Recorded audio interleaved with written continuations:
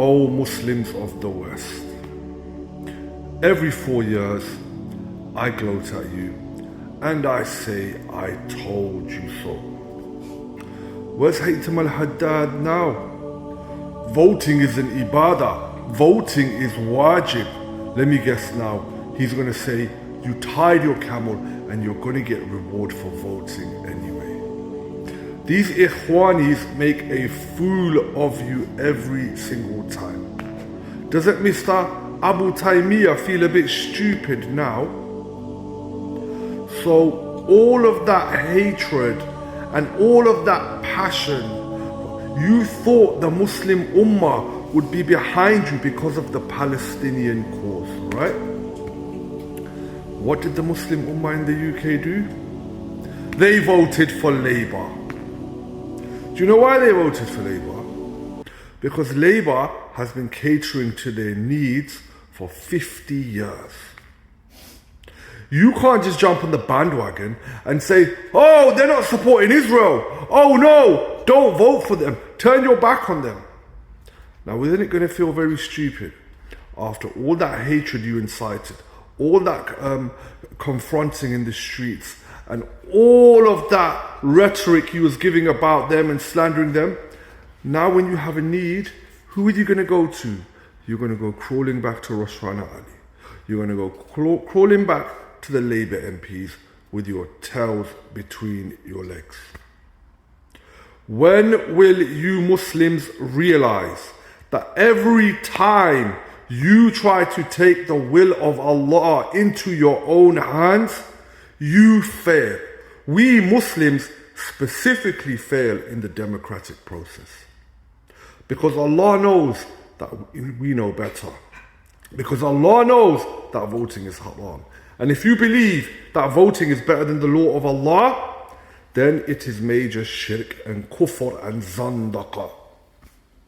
And look at the reality. You're humiliated once again. So Mr. Ajmal Masroor, or Mansour, whatever his name is, and Tasneem Akunji, now Tasneem Akunji is going against him and saying to him, didn't I tell you that the candidates need to be, only one candidate needs to run, otherwise we're going to lose the votes. And they're blaming each other. Just like the Conservatives and the Tories do when they lose an election. What's the difference between you and them? What's the difference? Humiliated once again, feeling stupid once again. All of these organizations, Cage, 5 Pillars, Mend, you name it, even so-called Salafis. Don't you feel stupid now? Are you going to learn? Probably not. And in 4 years' time, you will misguide and preoccupy the Muslims with nonsense again. Because the British elections is for the British people and the people that live here. They cater to the needs of the people that live here. And I don't want you to get it twisted. I'm not behind any political party, nor do I have I voted in my entire life. Because I don't want to be a mug like you. But I will say this. Under the Conservative government, we saw austerity measures.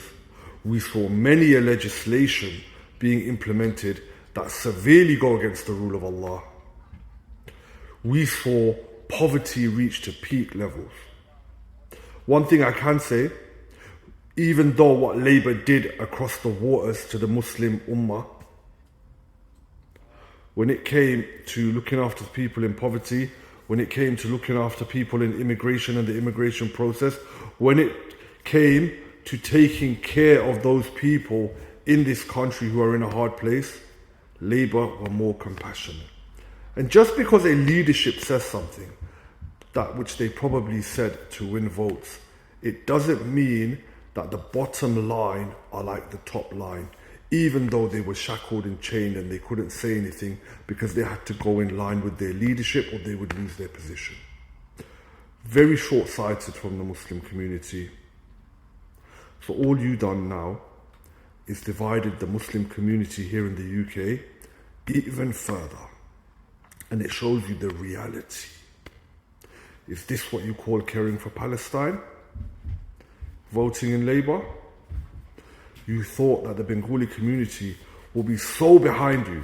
Mate, the Bengali community, they just want to work, sleep, go to masjid on Fridays, and that's the end of Islam for them, fast in the month of Ramadan. They don't know about Aqidah, they don't know about geopolitics, they don't know about world conflicts, they don't know about anything other than that. Don't you feel stupid?